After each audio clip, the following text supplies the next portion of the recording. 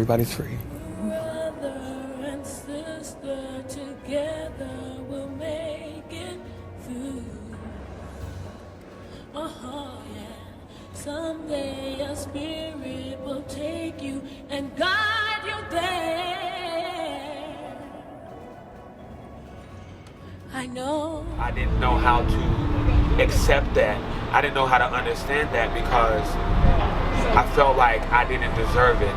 I had went through something tremendous, something that kind of took my life from me, took my energy from me, and that was to experience a rape as a child.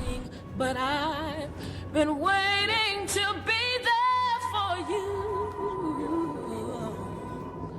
and I'll be there just helping you out whenever I can.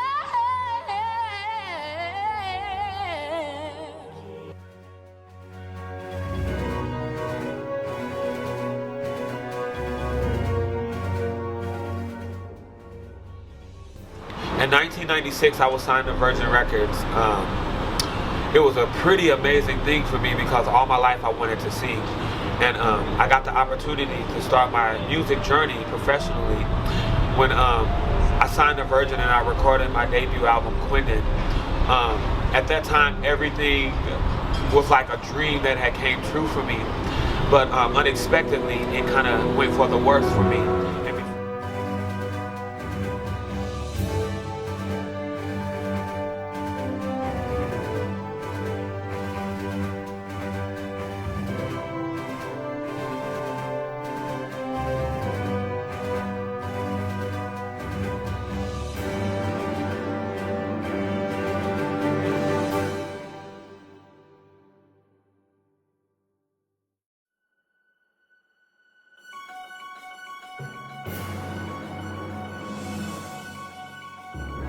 Quindon has a surprise for you. Quindon has a surprise for me.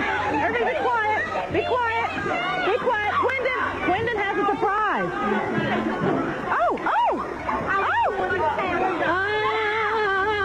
I just want to say to you that I love you, Sherry Carter.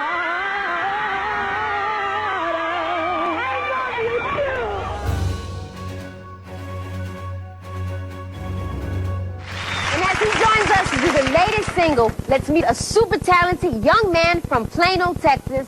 The song on the Virgin label is entitled Dream About You, and his name is Quindon. Let's give it up.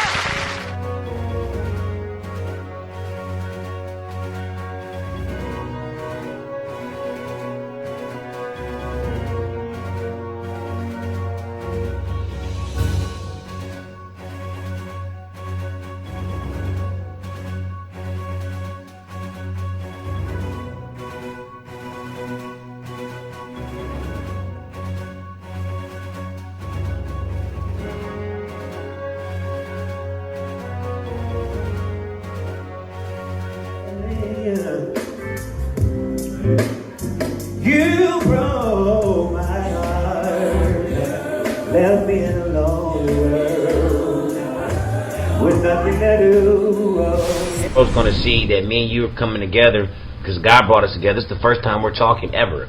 You know what I'm saying? I think LAPD called me and asked me questions. They were doing some type of fucking, I don't know what it was, but and then he called me back. He was like, well, everybody's not speaking, so we can't move forward with it. But it was deep. That was in 2008. Well, you know what was going on? A lot of people don't know, I've been dealing with the police. It's just an ongoing process. People are like, why you just going out with this now? No, it's an investigation they're putting together. They need proof. You know what I'm saying? The proof is right. The proof is right here. The proof is right here. On the cool, real talk, I don't give a fuck about it no more. I've surpassed it. Amen. It hurts me. I go through it. But God has gave me redemption. He gave me my passion back. And I'm going to go out there and I'm going to get it. I'm working towards doing it right now. And this nigga thought he had me down, which he did. He took something from me for so many years. But man, now, at 28 years old, dude, I'm out there getting it. I'm in the studio right now. I got people that's trying to fuck with me. And I'm gonna get it. This nigga thought he had me down. He thought he killed me. He sabotaged me on the cool. Yo, Quindon. He told my record company that I could not sing no more. Motherfucker, I was the best fucking vocalist you had in your camp, nigga. What the fuck you mean I can't sing? Quindon, that is unbelievable. He sabotaged the same with B2K, Divide and Conquer, the same shit, my dude, the same shit. And it was crazy that you walked through this before me, and here it is, I'm his cousin, his own flesh and blood. Dude, I used to have sex with Chris Stokes. Chris used to have me have sex with him. He wanted me to have sex with him all the time. So Chris used to have me have sex with him. He wanted me to have sex with him all the time. Well, see, I didn't have sex with him. I had had sex with Marcus. And you know, and what Chris did, he sick Marcus on me, and then Chris also asked me, he's like, well, can I touch it? You know what I mean? Like them niggas are really, really like that, homie. And like I said, I'm over it. And that we, no one's perfect. We get mad, and we get frustrated, but it like, you know, seeing different situations. I'm not gonna speak on anybody's name because I'm trying to, you know, do my career. But you know, when I see different things going on in the media, that shit makes me upset. And you know, sometimes, you know, we probably shouldn't voice our opinion, but you know, I gotta be vocal sometimes because God has given me a voice. You know, like I said, I'll forgive, but I'll never forget. You know what I'm saying? And you know, it disturbs me. You know what I'm saying? Because like they said, like you just said, they thought they killed me. They thought they could sabotage me. They thought that I was dead, homie. But the Christ in me has risen. The light is shining, and I love Amari. I love my enemies. But you know what? The truth will prevail, and people that want to stay in the dark can stay in the dark, man. It's about the truth will set you free. You know what though? That's what I'm so cool about it now. It's about helping kids, Quindon. It's our story, our testimony was for somebody else. So when I get mad and I rant and I rave, it's because, man, it's about somebody else. Our job is to speak for the people that can't speak for themselves. I think you sound like me, dude. When you just said that, you sound like me, bro. It's not about me. I went through that shit so I can testify and tell somebody else, hey, I went through this, but God brought me out. Now I can tell you. You know what I'm saying? Hey, no, I'm hearing you. I'm just listening. I'm just letting you talk. But it's not about me. It really. I mean, it's hard, and it's like, and I feel bad because I got my first record coming. I got my debut, and I was like, every time I've noticed, like, okay, when Amari dropped the Bow album, the tapes came out. I'm looking at these tapes. Seriously, these tapes go out, and like me and Fizz and Blood, we trying to work on B2K, trying to still get Amari back in the group when the tapes come out. You know what I'm saying? Every time there's something, you know, Amari, he drops his next album, the next day you look up, you know, Raz-B, you know, signs with Tequila. It's always something, you know, going on out there. And then this stuff pops back up. You know what I mean? So I'm just like, I need to put this shit to bed. You know what I'm saying? I'm writing a book just to kind of like, you know, write my basic instructions before leaving Earth. You know what I'm saying? I'm dedicated to helping children. And everybody that I've ran into, they even tell me that Chris owes me. I can name about 4 or 5 different names. The list goes on of different people that Chris owes money.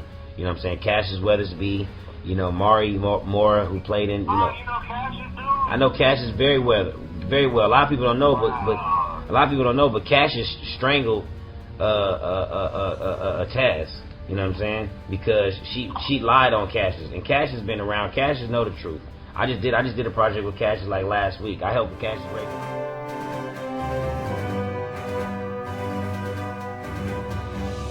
Chris. And like that shit. And I told Taz, when I told Taz about the shit, she didn't believe me.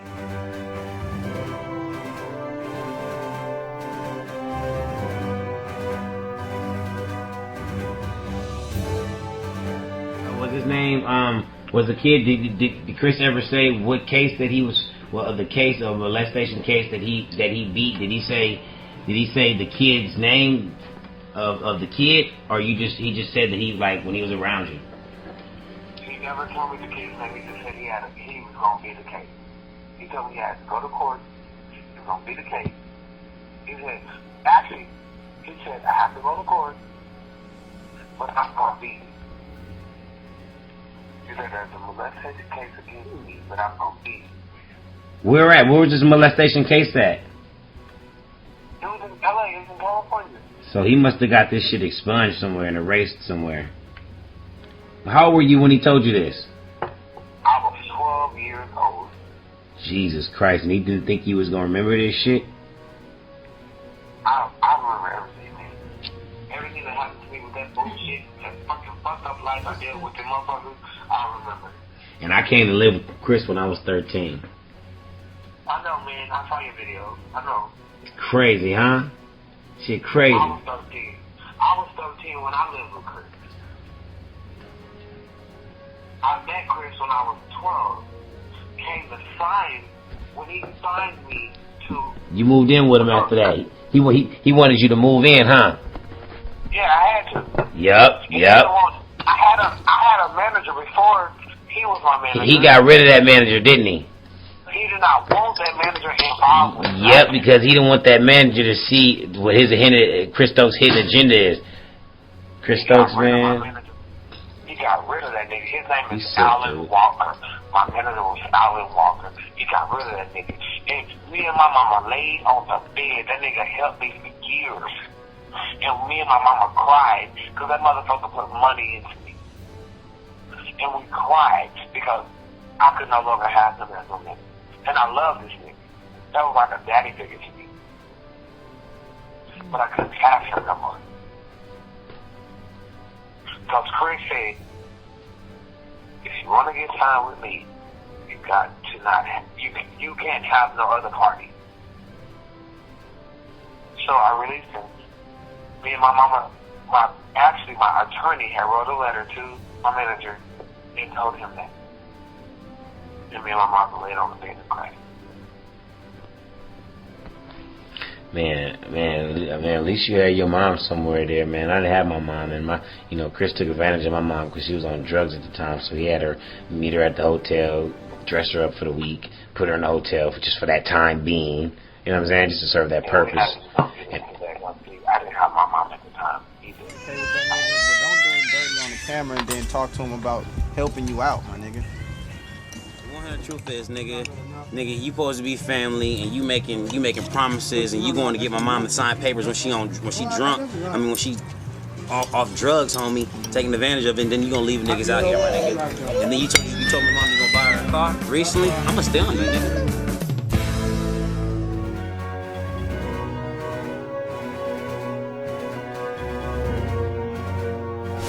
Me and my mom laid on the bed and cried. Man, at least you had your mom somewhere there, man. I didn't have my mom, and Chris took advantage of my mom because she was on drugs at the time, so he had her meet her at the hotel, dress her up for the week, put her in the hotel just for that time being, you know what I'm saying, just to serve that purpose. I didn't have my mom at the time either. I had my mama, but then my mama had the money started getting, and she started doing her thing, and she left. She went back home and left me with that motherfucker. And he had all access to me. That motherfucker did everything he wanted to do. Had everybody.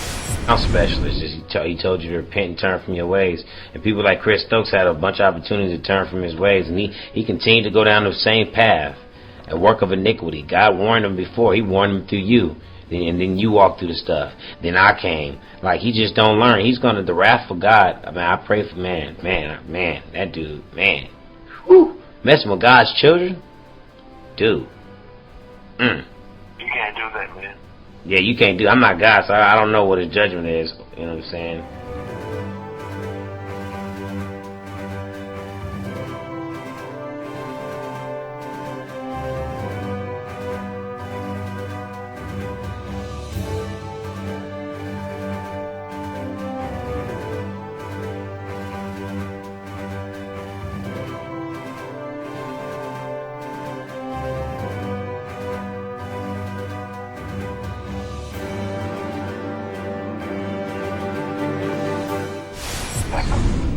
You can't do that to me. You can't do that to God's children. Especially not his chosen. Because the Bible says, many are called, few are chosen. You can't do that. I'll never forget, we had a fucking knockdown argument. It was him and my mama. And I don't know if you remember, well, I'm sure you do, Mr. Cousin. You know how he shakes his head and draws that, like, dramatic shit, like shaking his head and going crazy and shit. Yeah, he got that like that's what Amari. That's how Amari looks in his interview with grape juice. Oh, I can see that shit. He used to shake his head at me all the time. Looks you know, real when I was free. with Chris, I was fat. I was a fat boy. He used to make me not. I couldn't eat meat. Same thing with me. He wouldn't let me eat meat. I had to go to. We used to go to a place all the time called what's the spot? Oh my god. He didn't let you eat beef or pork or chicken. In and Out. No, In and Out. He used to make you get a grilled cheese sandwich with no meat on it. Oh no, I had to eat the animal burgers. It was called the animal burger. Oh yeah. No meat, just some vegetables and. No. It's called You had a grilled cheese animal style. Basically, it had no meat on it. It had tomatoes on it, and it was made animal style. Yeah. They made me. They used to make me do the same shit. But eventually, I got older and I started eating meat in front of that nigga. It's like boss shit. Like nigga, I'm gonna order some meat in front of this nigga. Like I used to show them niggas, dog. My nigga, I ate some meat one time and he went off on me, bro. Trying to tell you. He went off on me.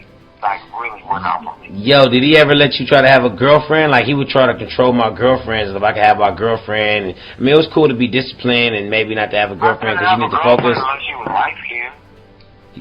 Damn. Very racial. It was always like light-skinned girls. Everything was light-skinned girls. Everything was light-skinned all the time. I showed them the picture of my girlfriend that was back here in Dallas. They clowned me, my nigga, because she was caramel color. And I love her. I love that girl. They trashed me. You know I broke up with her, dude? Yep, they did the same thing like that with Amari's girl. They made me do that with my girl. Like they're crazy, dude. This is like a freaking movie, dog. On some real shit. It's like a freaking movie. But yo, Quindon, before we get too late, I don't know if you're gonna be up. I gotta do one little thing. I gotta dress some stuff with my friend. I'm gonna hit you. The white silver living room, Yep. you know. For, when all the ladies come over here, we can Have you got girlfriends? No. Are you just saying that because you have to? No, honestly, no. You really, honestly haven't got girlfriends? Honestly, do not have girlfriends. So tell me what kind of girl you like.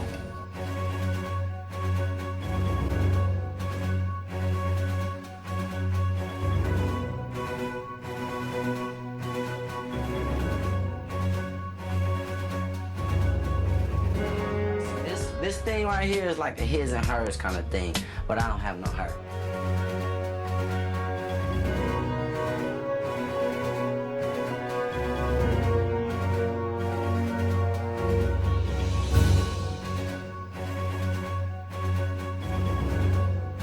My food is real good, and you just ran into the pot. And we're refrigerator now, so there's no more fast food for us.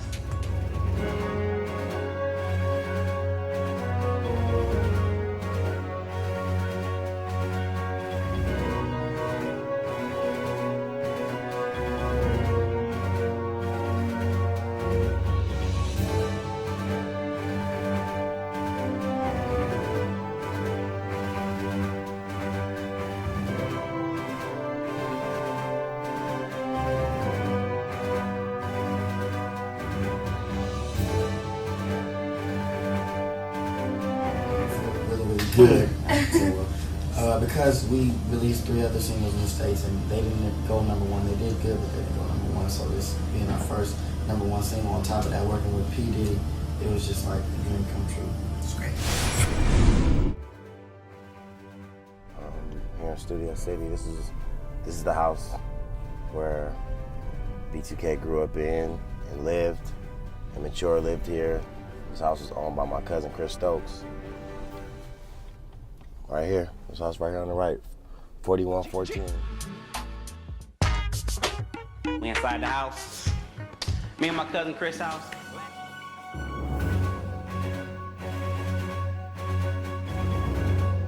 Took my life from me, took my energy from me, and that was to experience a rape as a child. And in going through that, it really consumed me and it took over my life to the point that I didn't know how to function and I didn't know how to live, and I began to go through a downward spiral where all I did was drink.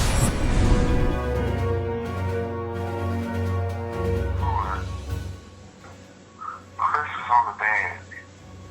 Marcus was right there next to me. Once he tried to penetrate me,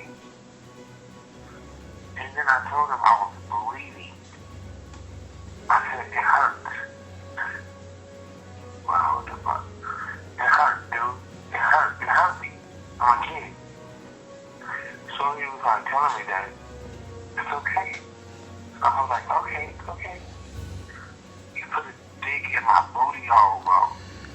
And fuck me, my nigga. With Chris laying on the bed, watching with the big ass polo, teddy bear, and the big ass pillows on the bed, fucking me and watching. That shit not cool, bro. Are you talking about the same room with the burgundy stuff in there? What? Was at the time when you was in the room, was the couch like red burgundy, like the burgundy couch? Was it burgundy? No, it was blue. It was his bedroom. Chris's room. I was laying outside the bedroom. I was in Chris's bedroom. He had big ass polo pillows, and he had a polo teddy bear with a polo shirt on the teddy bear. Mm-hmm. And then I was laying out. Are you talking about did Chris have? Are you talking about that wooden bed Chris had, that real high wooden bed? Yes, nigga. Yeah, I know about that bed. Hey, on the side of that bed, on the left of it, was that little glass jar with the change in it, and the little like futon?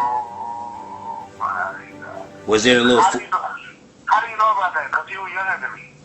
Huh? How do you know about that? I said, how do you know about that? You were younger than me, so how do you know about that? Quindon, I'm trying to tell you, I walked through the same thing what you walked through. That first time that Marcus ever put his dick in my booty was in that. It was in that room too.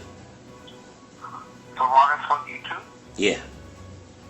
Wow.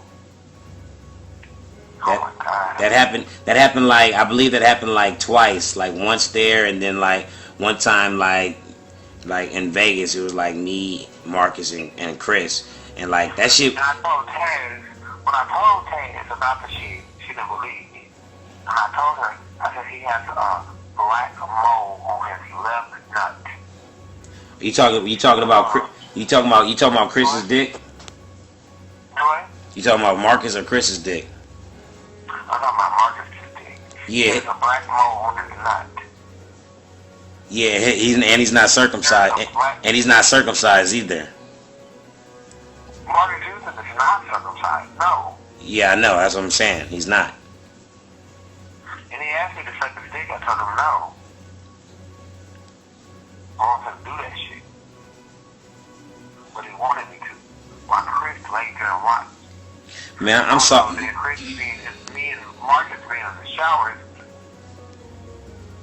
he arranged everything. It was so crazy, bro. Yeah, Chris did the same shit. Chris would try to work through the kids and work through Marcus because he already got Marcus at a young age, and he would work through Marcus to see if. Shit is sick. Man, you sick. You know what? This the type of stuff that makes me upset. That's nasty.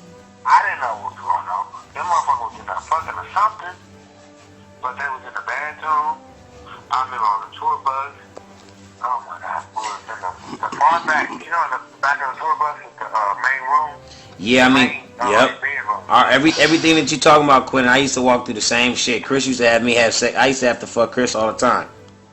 To where it was like, man, this shit's like, it's not even, this shit is nasty, my nigga. I'm like, I'm really looking at this nigga like, this nigga really is gay. Like, this nigga really do like this shit, and I have to participate and do this shit. When can I stop? That's what, he's what you call an incest perpetrator, dog. Someone that's close to you, that's like a father figure that will just fucking straight mislead you and take advantage of you. Got platinum plaques and tell you you're not gonna do this if you're not gonna do this. You can't be here if you don't do this. And well, this certain level, and then I don't know where the fuck my mind was. You know what I mean? It's a straight mind fuck control. Real talk. It was a straight manipulation. They tried to manipulate me. They tried to get me brainwashed. It didn't work for me. Nah, I got out too. It didn't work for me either, homie. And since it didn't work for me, they got me out the fucking camp. My nigga, they threw my. I remember going to I think it was Let me guess, they threw your shit out somewhere. Yeah, they did. They did it. They threw my. Guess what? Off the walls. It was on Kahunga Boulevard. Cahuenga or Tahunga Boulevard, the old office, the old Get Hooked office. My nigga, yes. Tahunga and Ventura. Off the walls and all that bullshit. And my nigga, I went through that shit cause old girl from 702 were making fans and shit. Oh, you talking about Iris? You talking about the dark skinned girl? Iris, the light skinned one. You talking about Jamila? I already know. That's why I said I got this. Jamila. Yeah, Jamila. Yeah. Yeah, man. We share. This shit is crazy. I mean, you ever? I know that I'm gonna be okay with it. I do my function. And So when you say Chris made you settle, hey, when you say Chris made you settle, like what did Chris have you settle with? Like he tried to give you something. It was also around this time that he was sexually abused within the music industry, a trauma that had huge implications on his life and career. I didn't tell anyone until I was 27 years old. What was supposed to be my dream, what was supposed to make me feel happy, actually destroyed me. Did you continue to sing during that time? No, I did not. I did not want to sing anymore because it took so much from me. But really, it wasn't the singing that took from me. Actually, it was the bad free now. Everybody's free. And I'm still going through that. I'm living that every day of my life. And finding myself, I found my freedom. Because in finding myself, I found my being. And finding my being, I was connected with God. And I could not have found who I was without being connected. And being connected to Him brought me to my freedom. And I just want to say to everybody out there that you are already free. Everybody's free. Everybody's free to be themselves. Everybody's free to live. Everybody's free to love with no apologies. You don't have to be accepted. You don't have to be embraced. You don't have to be validated to be who you are.